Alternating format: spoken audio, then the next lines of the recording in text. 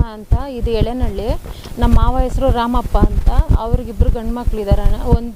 ಒಬ್ಬರು ದೊಡ್ಡವರು ಮಂಜುನಾಥ್ ಅಂತ, ಎರಡನೇವ್ರು ಶಶಿಕುಮಾರ್ ಅಂತ. ಶಶಿಕುಮಾರಿಗೆ ನನ್ನ ಮದುವೆ ಮಾಡಿಕೊಟ್ಟಿದ್ರು. ಅವ್ರು ಕೊರೋನಾ ಟೈಮಲ್ಲಿ ತೀರ್ಕೊಂಡ್ರು. ನನಗೊಂದು ಗಂಡು ಮಗು ಇದೆ. ತೀರ್ಕೊಂಡ್ಮೇಲೆ 1 ವರ್ಷ ಇಲ್ಲೇ ಇದ್ದೆ ಈ ಮನೆಯಲ್ಲಿ. ವರ್ಷದ ತಿಥಿನೂ ಕರೀದಿರೋ ಎಲ್ಲ ಮಾಡಿದ್ಕೊಂಡ್ರು ಅವರೇ. ಇದೇ ರೀತಿ ನನಗೇನಾದರೂ ಪ್ರಾಬ್ಲಮ್ ಮಾಡ್ತಾಯಿದ್ರೆ, ನಾನು ಏನಾದರೂ ತೊಗೊಂಡು ಸತ್ತೋಗ್ತೀವಣ್ಣ ನಾವು ನನ್ನ ಮಗ ಇಬ್ಬರೂ. ಅವ್ರು ಮಂಜುನಾಥು, ಗಜೇಂದ್ರಪ್ಪ, ನಿತಿನ್, ಮಾಲಾ, ರಾಮಪ್ಪ ಇವ್ರ ಹೆಸ್ರುಗಳೇ ಬರೆದ್ಬಿಟ್ಟು ನಾನು ಸಾಯೋದಣ್ಣ ಗ್ಯಾರಂಟಿ. ನನ್ನ ಮಗನ ಕರ್ಕೊಂಡು ನನಗೇನು ಬೇಡ, ಅವ್ರ ಮೊಮ್ಮಗಂಗೆ ಕೊಡಲಿ, ಅವನಿದಂತಾನೆ ಅವನು ಕೊಡಲಿ, ನನಗೇನು ಕೊಡೋದು ಬೇಡ. ಎಲ್ಲ ಅವನ ಹೆಸ್ರಿಗೆ ಮಾಡಿಸ್ಲಿ, ಅವ್ರ ಬಾಡಿಗೆಗಳು ಅವ್ನ ಅಕೌಂಟ್ ಮಾಡಿಸಿ ಅವ್ನಿಗೆ ಹೋಗಲಿ. ಇವ್ರು ತೊಗೊಂಡು ಇವಾಗೆಲ್ಲ ನಮಗೆ ಮೋಸ ಮಾಡಿಬಿಟ್ಟು ಎಲ್ಲ ದೊಡ್ಡ ಮಗಂಗೆ ಮಾಡಿಸ್ಬಿಟ್ಟಿದ್ದಾನೆ. ನಮಗೇನು ಬರ್ತಾ ಇಲ್ಲ ಈಗ ಎಲ್ಲ ಆಚೆ. ಇವಾಗ 3 ವರ್ಷದಿಂದನೇ ನನ್ನ ಮಗಂಗೆ ಮಾಡಿಸಿದ್ದೀನಿ ಅಂತ ಬೈತಾನೆ ಅವನು. ಈ ಥರ ಮಾಡಿದ್ದಾರೆ. ಇದರಲ್ಲಿ ರಾಜಕೀಯ ವ್ಯಕ್ತಿನೂ ಇನ್ವಾಲ್ವ್ ಆಗಿದ್ದಾರೆ, ನಾನು ಇದು ಮಾಡಬೇಕು ಅಂತ. ಆಮೇಲೆ ಇವರು ಅಷ್ಟೇ, ಪೊಲೀಸ್ ಸ್ಟೇಷನಲ್ಲೂ ಪೊಲೀಸವರು ಸ್ವಲ್ಪ ಜನ ಇನ್ವಾಲ್ವ್ ಆಗಿದ್ದಾರೆ ಇದೆಲ್ಲ ತೊಗೊಂಡು.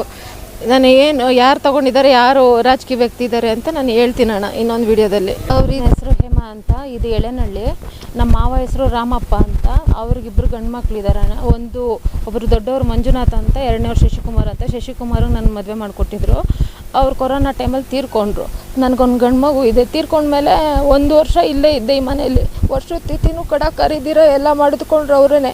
ಅವಾಗ ಚೆನ್ನಾಗಿ ನೋಡ್ಕೊಂಡು ಇದು ಮಾಡ್ಕೊಂಡಿದ್ರು. ಇನ್ನೊಂದು ಮದುವೆ ಊರಿಗೆ ಹೋಗ್ಬಿಡ್ತೀನಿ ನಾನು ಅಂತಂದರೆ, ಬೇಡ ಊರಿಗೇನು ಹೋಗ್ಬೇಡಮ್ಮ, ನಾವೇ ಇನ್ನೊಂದು ಮದುವೆ ಮಾಡ್ತೀವಿ, ಇಲ್ಲಾಂದರೆ ನೀನೇ ನೋಡು ಇದ್ದರೆ ಯಾರು ಮಾಡ್ಕೊ ಅಂತ ಹೇಳ್ಬಿಟ್ಟು ಇದು ಮಾಡಿದ್ರು. ಆಮೇಲೆ ನಾನು ಇನ್ನೊಂದು ಮದುವೆ ಆದಮೇಲೆ ಇಷ್ಟು ದಿನ ಸುಮ್ಮನೆ ಇದ್ದನು. ಈಗ ಈ ಬಾಡಿಗೆಗಳೇನು ಕೊಡ್ದಿರಾ ಏಕಾಏಕಿ ಬಂದು ಎಲ್ಲ ಬಾಡಿಗೆ ಮನೆಯವ್ರನ್ನೆಲ್ಲ ಹೊಡೆದು ಪಾತ್ರೆ ಸಾಮಾನೆಲ್ಲ ಆಚೆ ಹಾಕ್ಬಿಟ್ಟು ಎಲ್ಲ ಇದು ಮಾಡಿದ್ದಾರೆ. ಇದನ್ನೇ ನಂಬ್ಕೊಂಡಿದ್ವಿ. ನಂಗೆ ಚಿಕ್ಕ ಮಗು ಇದೆ. ಇವಾಗ ಇದನ್ನು ನಂಬ್ಕೊಂಡು ನಾನು ಬಾಡಿಗೆ ಮನೇಲಿದ್ದೀನಿ.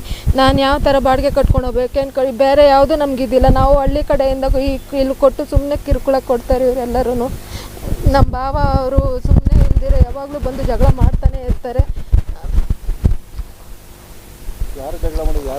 ಇವರು ಸರ್ ಮಂಜುನಾಥ್ ಅಂತ ನಮ್ಮ ಭಾವ. ಇವ್ರು ಯಾವಾಗ್ಲೂ ಕಿರುಕುಳ ಮಾಡ್ತಾನೆ ಇರ್ತಾರೆ, ಅಲ್ಕ ಮಾತುಗಳು ಬೈತಾರೆ, ಎಲ್ಲ ಇದು ಮಾಡ್ತಾರೆ. ಇವ್ರ ಮಿಸ್ಸಸ್ಸು ಅಷ್ಟೇ. ಇವ್ರ ಕಾಟ ತಟ್ಕೊಳಕ್ಕಾಗ್ದಿರೇ ನಾವು ಬಾಡಿಗೆ ಮನೆಗೆ ಹೋದ್ವಿ. ಅಲ್ಲೂ ಬಿಡಲ್ಲ, ಅಲ್ಲೂ ಏನಾದರೂ ಒಂದೊಂದು ಹೇಳ್ಕೊಂಡು ಬರ್ತಾನೆ ಇರ್ತಾರೆ. ವರ್ಷಕ್ಕೆ ಏನಿಲ್ಲ ಅಂದರೂ 3-4 ಮನೆ ಚೇಂಜ್ ಮಾಡ್ತೀವಿ, ಎಲ್ಲೂ ಬದುಕಕ್ಕೆ ಬಿಡ್ತಾ ಇಲ್ಲ. ಇವರಾದ್ಮೇಲೆ ಇವ್ರ ಮಾತು ಕೇಳ್ಕೊಂಡೆ ಎಲ್ಲರೂ ಇದು ಮಾಡ್ತಾ ಇರೋದು. ಗಜೇಂದ್ರ ಅಂತ ಇವ್ರ ಹೆಸರು. ಇವ್ರ ಮಾತು ಕೇಳ್ಕೊಂಡೆ ಎಲ್ಲ ಇದು ಮಾಡ್ತಾ ಇರೋದು. ಎಲ್ಲ ಖಾಲಿ ಮಾಡಿಸಿದ್ದಾರೆ ಅಣ್ಣ. ಬೆಳಗ್ಗೆ ಬಂದು ಎಲ್ಲ ಇವ್ನು ನಿತಿನ್ ಅಂತ ಇವನ್ನೆಲ್ಲರನ್ನ ಹೊಡೆದ್ಬಿಟ್ಟು ಖಾಲಿ ಮಾಡಿಸಿದ್ದಾನೆ. ಇವತ್ತು ಪೊಲೀಸವ್ರಿಗೆ ಕಂಪ್ಲೇಂಟ್ ಕೊಟ್ಟರೆ ಇವ್ರ ಕಡೆನೇ ಸಪೋರ್ಟ್ ಮಾಡ್ತಾರಣ್ಣ. ನನಗೆ ಯಾರು ಇವತ್ತುವರೆಗೂ ಯಾರೂ ಸಪೋರ್ಟ್ ಮಾಡಿಲ್ಲ. ಮೊನ್ನೆ ಎಲ್ಲ ಸ್ಟೇಷನ್ಗೆ ಕರೆದು ಮಾತಾಡಿದ್ರು, ಅವ್ರ ಪರವಾಗೇ ಮಾತಾಡೋದು, ನನ್ನ ಪರವಾಗಿ ಯಾರೂ ಮಾತಾಡಿಲ್ಲ. ನಮಗೆ ಧಮಕಿ ಹಾಕ್ಬಿಟ್ಟು ಕಳಿಸ್ತಾರೆ. ಅಲ್ಲೂ ಕೂಡ ಉಲ್ಮಾ ಸ್ಟೇಷನ್ನು. ಮೊದಲು ಈ ಥರನೇ ಕಂಪ್ಲೇಂಟ್ ಆಗಿತ್ತಣ್ಣ. ಅದನ್ನು ಈಗೀಗ ನಿನ್ನೆ ತಾನೇ ನಮಗೆ ಬೇಲ್ ಬಂದಿದೆ. ಆಯ್ತಲ್ಲ ಬಿಡು, ನೆಮ್ಮದಿಯಾಗಿರೋಣ, ಆ ಕಡೆ ಹೋಗೋದು ಬೇಡ ಅಂತಂದರೆ ಇವತ್ತು ನೋಡಿದ್ರೆ ಈ ಥರ ಮಾಡಿದ್ದಾರೆ. ಇದರಲ್ಲಿ ರಾಜಕೀಯ ವ್ಯಕ್ತಿನೂ ಇನ್ವಾಲ್ವ್ ಆಗಿದ್ದಾರೆ, ನಾನು ಇದು ಮಾಡಬೇಕು ಅಂತ. ಆಮೇಲೆ ಇವರು ಅಷ್ಟೇ, ಪೊಲೀಸ್ ಸ್ಟೇಷನಲ್ಲೂ ಪೊಲೀಸವರು ಸ್ವಲ್ಪ ಜನ ಇನ್ವಾಲ್ವ್ ಆಗಿದ್ದಾರೆ ಇದೆಲ್ಲ ತೊಗೊಂಡು. ನಾನು ಯಾರು ತೊಗೊಂಡಿದ್ದಾರೆ, ಯಾರು ರಾಜಕೀಯ ವ್ಯಕ್ತಿ ಇದ್ದಾರೆ ಅಂತ ನಾನು ಹೇಳ್ತೀನಿ ಅಣ್ಣ ಇನ್ನೊಂದು ವಿಡಿಯೋದಲ್ಲಿ. ಅವ್ರು ಇದೇ ರೀತಿ ನನಗೇನಾದರೂ ಪ್ರಾಬ್ಲಮ್ ಮಾಡ್ತಾಯಿದ್ರೆ, ನಾನು ಏನಾದರೂ ತೊಗೊಂಡು ಸತ್ತೋಗ್ತೀವಣ್ಣ ನಾವು ನನ್ನ ಮಗ ಇಬ್ಬರೂ. ಅವ್ರು ಮಂಜುನಾಥು, ಗಜೇಂದ್ರಪ್ಪ, ನಿತಿನ್, ಮಾಲಾ, ರಾಮಪ್ಪ ಇವ್ರ ಹೆಸ್ರುಗಳೇ ಬರೆದ್ಬಿಟ್ಟು ನಾನು ಸಾಯೋದಣ್ಣ ಗ್ಯಾರಂಟಿ. ನನ್ನ ಮಗನ ಕರ್ಕೊಂಡು ನನಗೇನು ಬೇಡ, ಅವ್ರ ಮೊಮ್ಮಗಂಗೆ ಕೊಡಲಿ, ಅವನಿದಂತಾನೆ ಅವನು ಕೊಡಲಿ, ನನಗೇನು ಕೊಡೋದು ಬೇಡ. ಎಲ್ಲ ಅವನ ಹೆಸ್ರಿಗೆ ಮಾಡಿಸ್ಲಿ, ಅವ್ರ ಬಾಡಿಗೆಗಳು ಅವ್ನ ಅಕೌಂಟ್ ಮಾಡಿಸಿ ಅವ್ನಿಗೆ ಹೋಗಲಿ. ಇವ್ರು ತೊಗೊಂಡು ಇವಾಗೆಲ್ಲ ನಮಗೆ ಮೋಸ ಮಾಡಿಬಿಟ್ಟು ಎಲ್ಲ ದೊಡ್ಡ ಮಗಂಗೆ ಮಾಡಿಸ್ಬಿಟ್ಟಿದ್ದಾನೆ. ನಮಗೇನು ಬರ್ತಾ ಇಲ್ಲ ಈಗ ಎಲ್ಲ ಆಚೆ. ಇವಾಗ 3 ವರ್ಷದಿಂದನೇ ನನ್ನ ಮಗಂಗೆ ಮಾಡಿಸಿದ್ದೀನಿ, ನೀನು ಯಾರೇ ಸುಳೆ ಅಂತ ಹಿಂಗೆ ಅಂತ ಬೈತಾನೆ ಅವನು.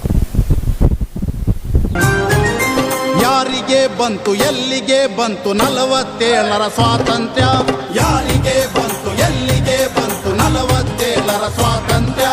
ಟಾಟಾ ಬಿರ್ಲರ ಜೇಬಿಗೆ ಬಂತು, ಜನಗಳ ತಿನ್ನುವ ಬಾಯಿಗೆ ಬಂತು.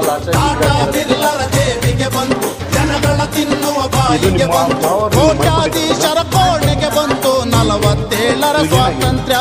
ಕೋಟ್ಯಾಧೀಶರ ಕೋಣೆಗೆ ಬಂತು 47ರ ಸ್ವಾತಂತ್ರ್ಯ. 47ರ ಸ್ವಾತಂತ್ರ್ಯ.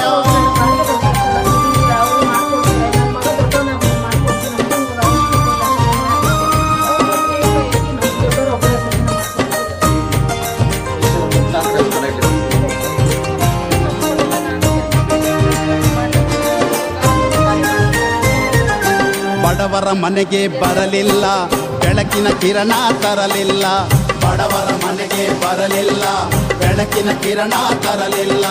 ಗೋಳಿನ ಕಡಲನ್ನು ಬತ್ತಿಸಲಿಲ್ಲ, ಸಮತೆಯ ಹೂವನ್ನು ಅರಳಿಸಲಿಲ್ಲ. ಗೋಳಿನ ಕಡಲನ್ನು ಬತ್ತಿಸಲಿಲ್ಲ, ಸಮತೆಯ ಹೂವನ್ನು ಅರಳಿಸಲಿಲ್ಲ. ಹಣವಂತರು ಕೈ ಸನ್ನೆ ಮಾಡಿದರೆ ಕತ್ತಲೆಯಲ್ಲಿ ಬೆತ್ತಲೆಯಾಯಿತು ಯಾರೂ ಕಾಣದ ಸ್ವಾತಂತ್ರ್ಯ. 47ರ ಸ್ವಾತಂತ್ರ್ಯ ಯಾರಿಗೆ ಬಂತು, ಎಲ್ಲಿಗೆ ಬಂತು 47ರ ಸ್ವಾತಂತ್ರ್ಯ.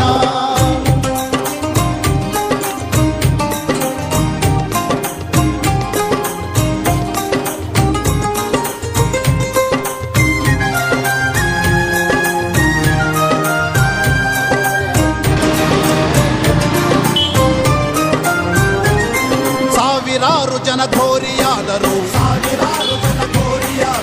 ಲಕ್ಷ ಲಕ್ಷ ಜನ ಗಲ್ಲಿಗೇರಿದರು, ಲಕ್ಷ ಲಕ್ಷ ಜನ ಗಲ್ಲಿ